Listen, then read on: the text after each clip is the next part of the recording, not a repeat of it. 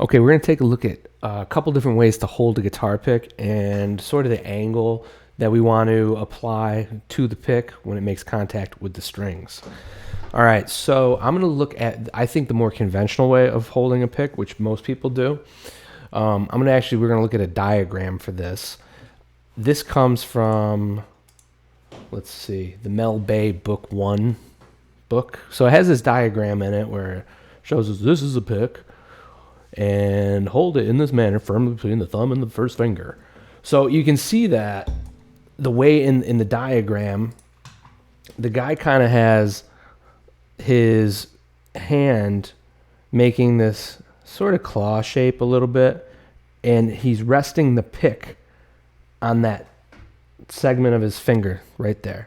He's then bringing his thumb so it lies across the pick. So I have the pick on my finger, and then I kind of close it in and hold it like that. And I can now strum.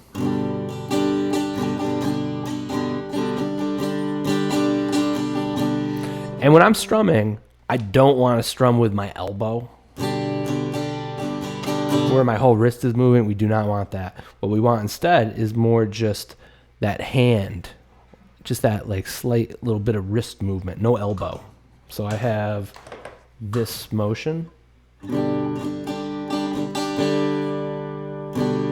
Okay, the other way, and this is the way that I hold the pick. So I don't know if I've been told it's not the right way, but it works for me. So it might work for you too. So this is another option. So the way I hold it is basically I come down, pinch with my with my thumb and index, and I just pinch down like that.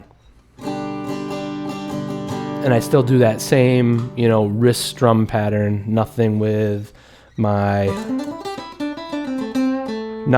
arm. So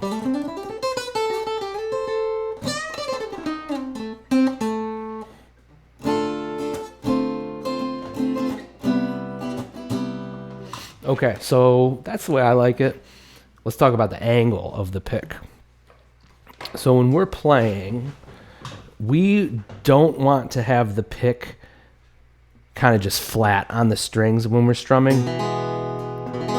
When I'm strumming down or up, I don't want to have the pick like sort of kind of perpendicular to the string. What I want when I'm strumming down, I want a slight angle. So we can see that, and what we want to watch is the tip of the pick. So the tip of the pick is kind of pointed up a little bit, so I have to kind of arch my hand forward a little bit to sort of get that pick angle. And when I come back up,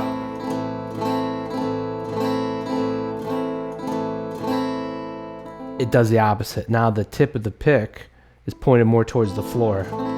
That helps the string the pick just glide over, versus if I'm just straight on, I'm like just digging up the strings. And you get a way more clunkier, abrasive one. We're looking for a nice smooth.